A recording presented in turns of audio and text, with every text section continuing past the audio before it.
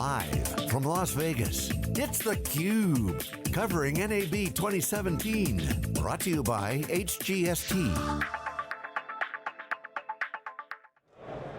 Hey, welcome back everybody. I'm Jeff Frick and you're watching theCUBE. We're at NAB 2017, 100,000 people, Las Vegas Convention Center. The place is packed from top to bottom, 3 halls, 2 floors.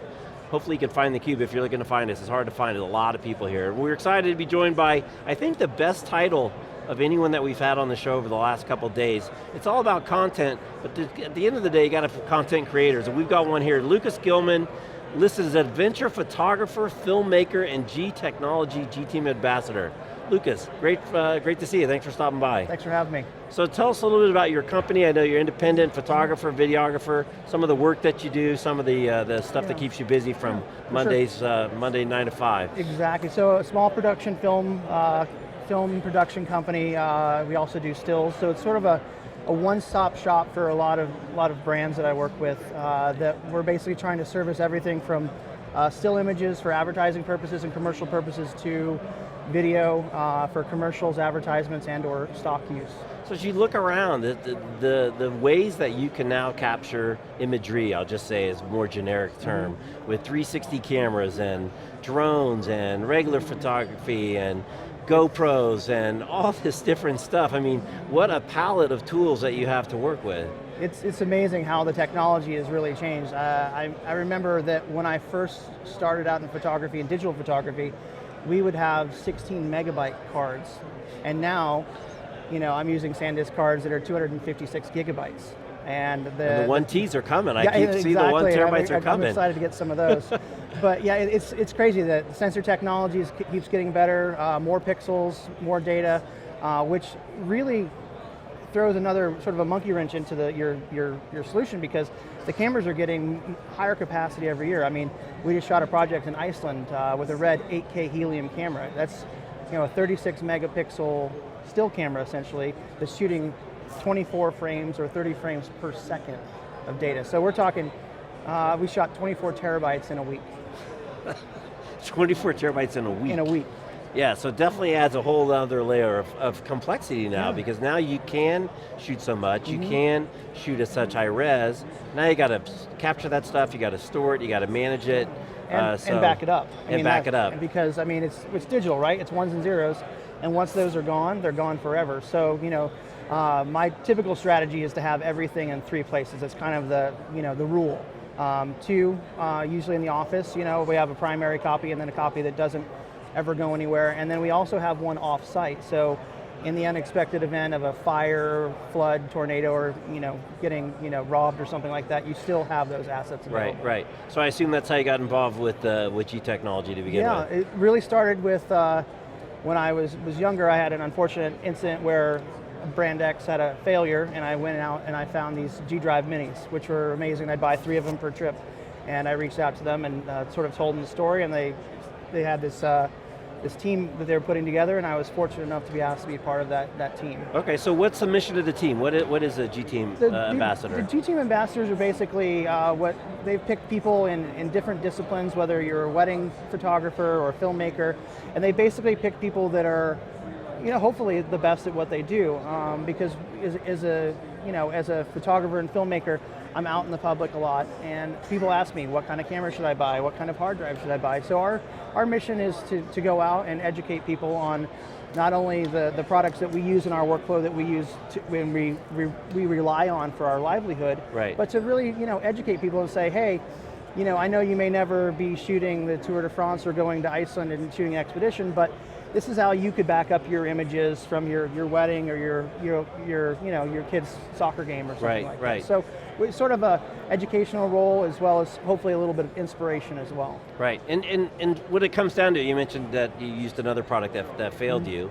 It's like the old days when you forget to save your Word document, right? It only happens once. Exactly, it happens once, and then it's a very painful experience. Right. So, I mean, is it just reliability? Is there something else in these G drives that you like? I mean, obviously reliability is #1, but is there more to it than that? So I was really drawn to the G-Technology because they're really the only ones, or were the only ones, that were putting enterprise class hard drives into enclosures. And people say, well, what's the difference? And to me, you're getting a professional product. It's something that's going to last longer. It's meant to be put in an enclosure, in a array, because like I said, everything needs to be backed up. And once it's gone, it's gone. And face it, there's a lot of people that want to be photographers these days, and filmmakers. And I can't go to a client and say, oh, it didn't work out. There's no take two, no second chance. So. It is the backbone of my business is that because I'm, whether you're a restaurant or a photographer, you are providing a product or a service, right. And if it doesn't work out for somebody, they're not going to come back. Right, and it's so easy to go to the alternative. Now what about cloud? Is cloud part of your workflow? It is, I'm getting more and more into it, using different resources, but I don't rely on the cloud as my primary backup. It's a way that's convenient for me to get images to clients or video clips or finished products, because then I'm not shipping a drive across the country via FedEx or whatever. So it's another tool in the arsenal. I don't rely on it exclusively, but I feel like it is an important and powerful tool to be able to, distribute assets and make it more, in the end of the day, make it more convenient for everybody involved. Right, so what did you say, 24 terabytes 24 in Iceland? 24 terabytes. What was the coolest part of that trip? Ice caves. Ice caves. We went into these caves that literally have streams coming out them that the ice they were saying is like 10,000 years old, and you're like the first person to touch this ice. It's really, really crazy. And how many people on that shoot? We had 6 people. So we had a professional athlete, a surfer. I typically shoot adventure sports and travel, so we brought a professional surfer. We had a Movi operator, camera operator, and a grip, an assistant to help out. And then I'm just curious your point of view, right? Even in commercials and advertisements and stuff, still the story narrative, right, has got to be part of the equation. That's what pulls everything together. Story is king, and the second part of that is the quality of the production has to be there. Like whether it's the video quality, the content, and or the sound, all those things are integral keys to being successful. So do you find it? There's so many toys here. It's like toy heaven for production people. Is it easy to get distracted from the storytelling because of all the toys? How do you begin to integrate and experiment with drone footage or gimbal footage or some of these other tools, and yet kind of stay true to a beautiful narrative that someone's going to be interested in consuming? Well, it goes back to that thing we were all taught, KISS, right? Keep it simple, stupid. I love, we use drones, we shoot in the water, we use all these tools.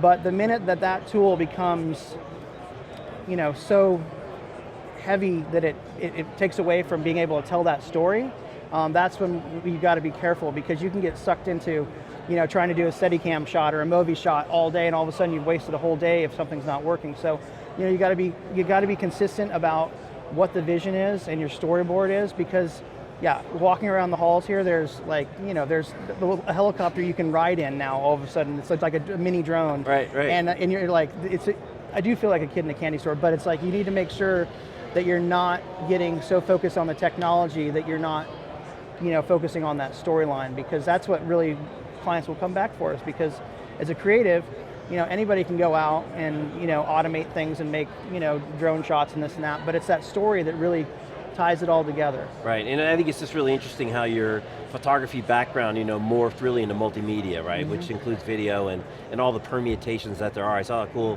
thing where I guess you can unwrap the 360, so now you get this new kind of artistic kind of ball impression. So I mean, the options are so huge for you right now. Yeah, it's really, the sky's the limit, and it's as a professional, I need to make sure that I'm staying up with technology, because really, the technology is so accessible now, from people taking images with their cameras and or videos. I need to make sure that I'm setting myself apart from that demographic by doing something as a professional that is something that they can't offer. Right. All right. I'll let you get a plug in so we can go in and see the Iceland footage. Where should people go to take a look at some of your work? So they should go to gtechnology.com. There'll be that Iceland, and there'll also be some workflow involved in that video, so that people might actually learn something about what they might do to back up their images and or videos. All right, Lucas. Well, hopefully maybe you got an extra room for a gopher or something on your next trip. I can come help schlep pelicans for you. All right. Lucas Gilman, thanks for stopping by. Thanks for having me. He's Lucas Gilman, I'm Jeff Frick. You're watching theCUBE. We're talking about G-Tech and really cool movie making, media making. It's all about media and technology here at NAB 2017. Thanks for watching.